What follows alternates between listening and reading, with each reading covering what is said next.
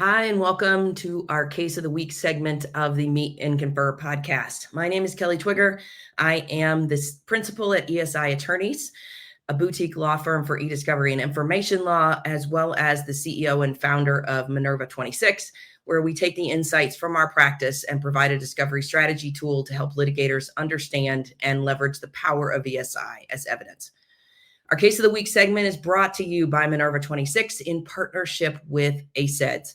If you're new to the podcast, each week I choose a recent decisions on e-discovery issues and highlight the practical considerations for counsel to apply in their practice and for other legal professionals to know and understand. If you love the podcast, I'd love it if you would share it with your colleagues and friends. Expanding our reach allows us to continue providing knowledge-based content for you each week. Shout out this week to Christian Lee and to Bill Hamilton, who both recommended our decision for this week's episode. Our case this week comes to us from a class action titled In Re Tecfidera Antitrust Litigation, in which United States Magistrate Judge Young Kim, weighs in on whether a receiving party is entitled to the non-inclusive emails in an email thread. You've heard me refer to them as lesser included emails, and we'll get into that. This decision is important because it identifies a key analysis point in the production of email. And that's critical because email is still the most voluminous source of ESI in discovery. As always, we'll include the link to the decision and other materials mentioned in the show notes. All right, let's dive in. As I mentioned, this decision comes to us from September 25th, 2025 in the In Re Tecfidera antitrust litigation. I hope I'm pronouncing that correctly. Not really sure. This is a decision from United States Magistrate Judge Young Kim in the Northern District of Illinois. As always, we issue tag each of the decisions in our Minerva 26 database, and this week's issues include ESI protocol, email threading, privilege log, metadata, and proportionality. All right, let's dive into the facts of the case. Now, the underlying case that's happening here, I mentioned it's a class action. The class action involves antitrust and RICO claims related to defendant Biogen's alleged scheme to limit competition using unlawful kickbacks to pharmacy benefit managers in exchange for placement of its multiple sclerosis medication, Tecfidera. That places Tecfidera above generic equivalents on the formularies for drug companies. If you don't know, as I didn't, what a drug formulary is, according to the United Healthcare website, which is my insurance company, a formulary is just another name for a drug list. A formulary is the list of generic and name brand prescription drugs covered by a specific health insurance plan. Sometimes health plan formularies are also referred to as preferred drug lists. The purpose of a drug formulary is to help manage which drugs care providers can prescribe and that would be covered by a health plan in 2025. The goal of a medical formulary is to make sure that the drugs covered by a health plan are safe, effective, and available at a reasonable cost. Health plan formularies are typically created by a committee set up by the plan's health insurance company. The formulary committee would likely include pharmacists and doctors from various medical areas. This committee would then choose which prescription drugs to include on the health plan formulary. A health plan may change its formulary drug list from time to time, and that may be because new drugs become available, changes in treatment, or based on new medical information. So, importance here is that Tecfidera, essentially, I'm going to guess, its patent had expired, so there were generic versions of the drug available, and the pharmaceutical company wanted Tecfidera to be listed higher than the generics on the drug plan formulary and thus get recommended more, prescribed more. So better for income, right? All right. So that's what we're involved here in the background of this case. That's what we're fighting about, and that's what we're doing discovery on. Now, procedurally in this class action, this decision is before the court on cross motions from the parties regarding the entry of an ESI protocol. Now, the court stayed discovery for both parties based on anticipating a motion to dismiss from the defendant, but allowed the parties to exchange both initial disclosures under Rule 26 and to negotiate an ESI protocol for the balance of the case. The parties agreed on all the issues for the ESI protocol except for one related to email threading. In essence, the defendant wants to exclude what I refer to as the lesser included emails in a thread in production, but provide metadata for those emails. So no text, but metadata for those lesser included emails. The plaintiff objects, claiming that failing to produce those lesser included emails gives them a less than full production and limits their ability to search for those lesser included emails. All right. For those of you not familiar with what email threading is, I covered this in detail on episode 66 of our case of the week in the In Re Actos payer litigation, another antitrust case. If you're a Minerva 26 user, you have access to that episode in the case of the week module in our academy, so you can go check that out. For those of you that don't have access, let me explain it a little bit. Email threading is a technology within a review platform. There are dozens: Lexby, Disco, Relativity, Reveal, Everlaw, that eliminate the need for a reviewer to continuously review the same messages over and over again. So think about the fact that if you've done a review, because emails get put in a thread when one person responds or forwards an earlier email, a production may include several to dozens of the same email over and over again. And with human reviewers, you can end up with different review decisions applied to the same email in different threads. The technology of email threading allows you to open a window and identify all of the emails that are the same textually and pull them together to be reviewed by one person at a time. That eliminates you having multiple reviewers seeing messages from the same thread and perhaps coding them differently. It also allows you to apply a redaction to an email at one time that can then be populated across that same email. Again, the tool is text-based. That's really key here, because what the defendants are trying to argue here is that the plaintiffs shouldn't get the text of those lesser included emails. The issue becomes when you produce emails that are part of an email thread, and generally the receiving party wants to receive each individual email as a separate document because they want to receive the associated metadata with the document to allow them to search and filter. If you've used a review platform, you know that when you have a thread, typically only the first or most inclusive email would be listed as the document, and then there may be 10 to 12 emails below that. Another approach is to produce each individual email in the thread. Now, imagine, for example, if you have an email thread that has 10 people on it and you're preparing for a deposition of John Doe, and John Doe is on 2 emails, but he's not on the other 8. Essentially, when you're doing that preparation, you want to have that metadata to have those emails be able to be segregated into individual documents as just the 2 that went to John Doe to be part of his deposition production. Whereas if you don't have the metadata from the lesser 2 emails and you only have the highest thread or the full text of those emails, if that thread doesn't list John Doe on it, or there's other metadata that would prevent it from being contained in a search for John Doe's materials, then whoever is prepping for the deposition will not have the ability to use that information. It won't come up in a search. Now, the Federal Rules of Civil Procedure provide that essentially both parties should have the same information. That's been a topic of discussion at the Sedona conference, and I've had that discussion multiple times here on the case of the week and also on panels that I've spoken on. Essentially, both parties should have access and are entitled to the same information. Now, I can go off on a tangent here and tell you that I think we should all be producing data natively, which would really give both sides the access to the information, but we're not quite there yet. All right, with that background on threading, let's turn to what Magistrate Judge Kim had to say on this issue. First, Judge Kim refers to the lesser included emails as non-inclusive based on an article that he cites. I haven't heard that term before, but that's what the court uses, so that's how I'll refer to them for this case. What's great about this case and why I wanted to cover it today is the way that Judge Kim lays out his analysis. If you want to argue about email threading, Judge Kim's decision here and the In Re Actos payer litigation are 2 you'll want to include. He also cites to a host of other decisions that are relevant. He does, in fact, cite to the In Re Actos case, so that one will be included in the link to this week's decision. But what's most interesting is that in his analysis, Judge Kim is looking for case law in the Seventh Circuit where he sits that is precedential. He specifically says that. And frankly, we don't see a lot of that in e-discovery case law because no one jurisdiction has developed a full body of law on all of the issues raised by the discovery of ESI.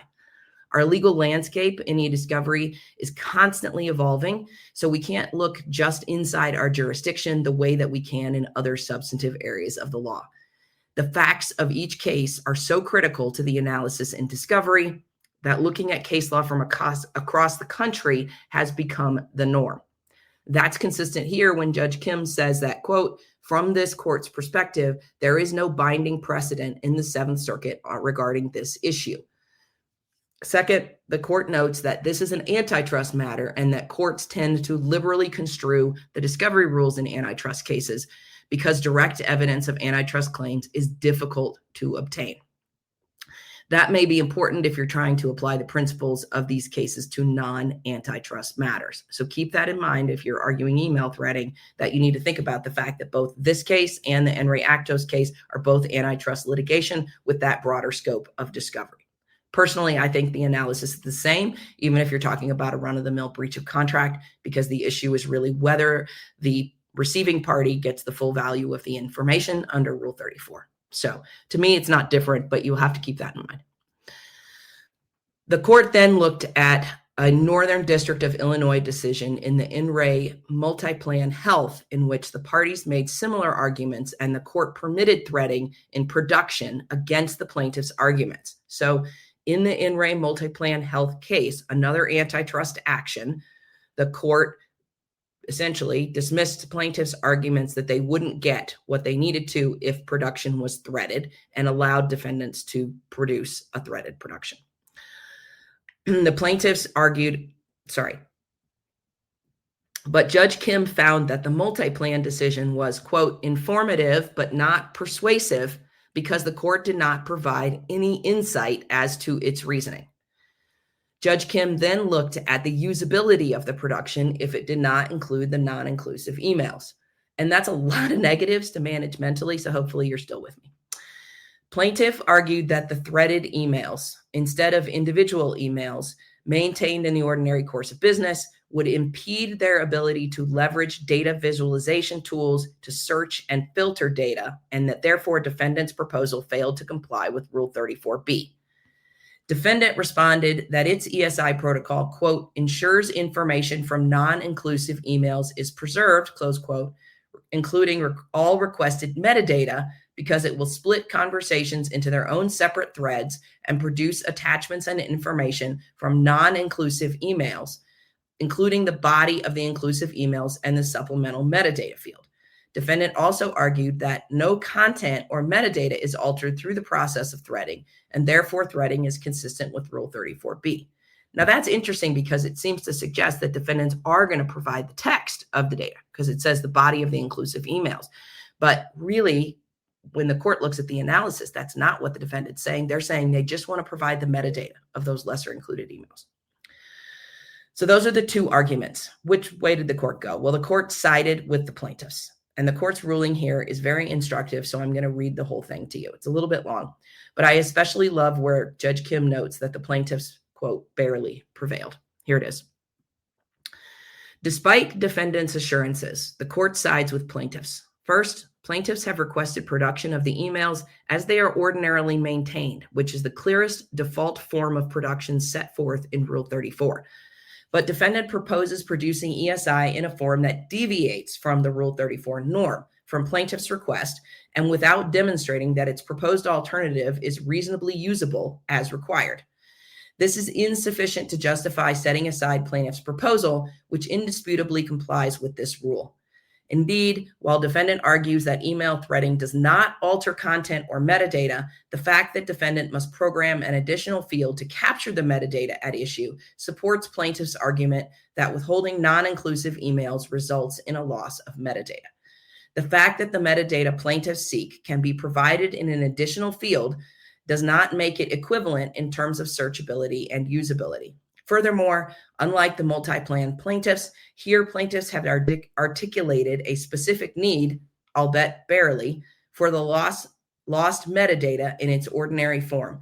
Defendant may be correct that text-based searches are a routine part of document review, but Rule 34B does not state that a party can refuse to produce ESI as ordinarily maintained merely because the producing party's alternative form is also used in discovery. Close quote. The defendant also argued that plaintiffs did not provide details to substantiate their claim that email threading would obstruct searchability, but the court found that that assertion incorrectly shifted the burden to the plaintiffs, contrary to Rule 34. The court stated that that section of the rule does not require that a party seeking relevant discovery justify its request that ESI be produced in the form in which it is ordinarily maintained. Defendant also objected to the burden of reviewing and producing an unthreaded document set, and as such, the court then turned to the proportionality factors under Rule 26B1. In support of its argument, the defendant submitted a declaration from its services provider that stating that without email threading, the defendant will incur, quote, increased costs in hosting, review, and production. But the declaration lacked any numbers to substantiate that position, a fact that both the plaintiffs and the court latched onto. Defendant also failed to conduct any analysis of the 6 factors on proportionality that are set forth in Rule 26B1. Quote, beyond unspecified claims of substantial burden that the potential scope of discovery will exacerbate, close quote. That's from the court. Now, if you follow the case of the week regularly, you know that failure to provide a factual basis for your arguments in e-discovery or to analyze those 6 factors on proportionality means your motion faces a very significant uphill battle. And by uphill, I'm talking about a mountain in Colorado.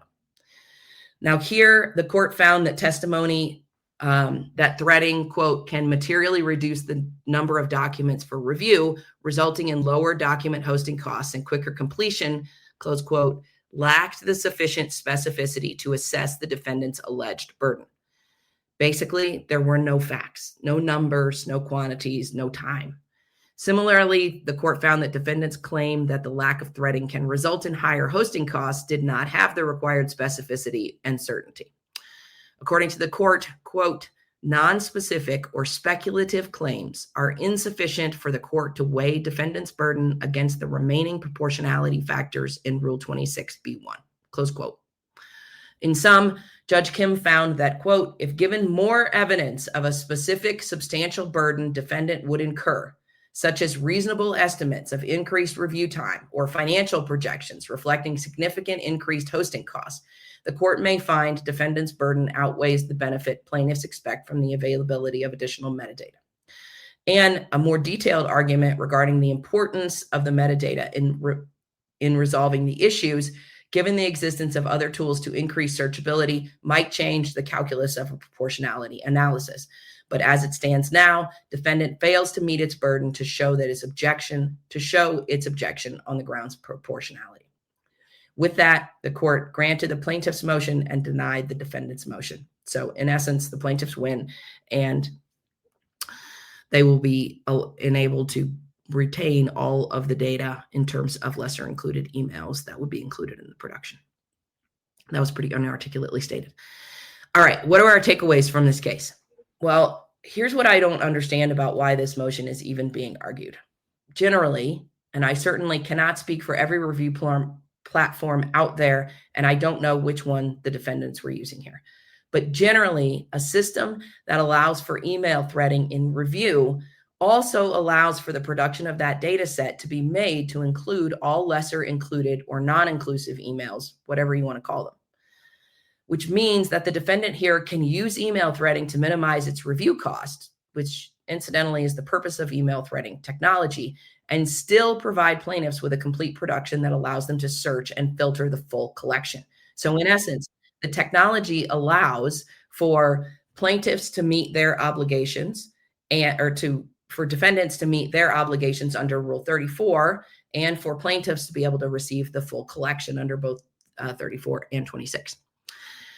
Now, by trying to keep the plaintiffs from getting the same data that defendant has here, the defendant was in clear violation of Rule 34B, and that's what the court found, albeit barely, according to the court. What the parties really should have done here is to agree that the defendant could have used email threading for review to create consistency in decisions and reduce review time, and agree to produce all lesser included emails and their metadata to plaintiff. These systems allow for that.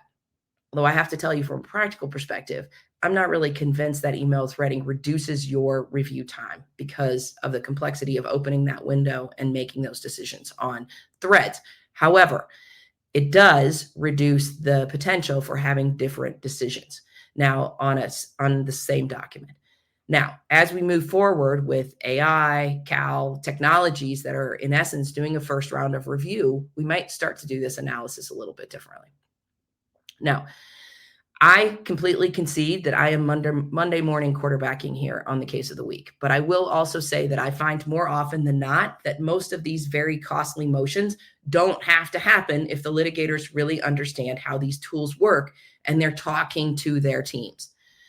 It makes no sense for the defendant here to say that email threading reduces hosting costs. It doesn't. You still have the same amount of data. You're just leveraging technology to review it in a more effective manner to ensure consistency in decisions. Any additional data that they would have would be text-based and extremely minimal in terms of quantity, meaning, and that's how hosting costs are calculated. So I'm not surprised that the defendants didn't have the numbers here to be able to articulate to the court in the declaration. Now, motions like this make me wonder what both sides were doing. Other protocols that are out there, and plenty of them are in Minerva 26, have included specific language that allows the producing party to leverage email threading and still produce the full collection to comport with Rule 34B. Now, finally, I mentioned this in the analysis, but I'll say it again. If you are not putting facts to support your arguments on discovery motions, you will lose. If your facts include costs, that means you have to show numbers and they have to be real. They have to be based on fact, calculations from your actual data set. The same thing is true on proportionality. There are 6 factors under Rule 26B1, and you have to analyze all 6 of them for the court in order to succeed on a proportionality argument. Defendant did not do that here. Now, there's no question that the discovery of ESI is much more complicated than paper discovery ever was. But there is also no question that the case law and the rules tell you exactly what you need to do. Use them to your advantage, because the party that understands how to play the game wins. That's our case of the week for this week. Be sure to follow the Meet and Confer podcast on your favorite podcast platform. And if you're interested in seeing how Minerva 26 can help you engage in better discovery strategy, visit us at minerva26.com. Thanks and have a great week.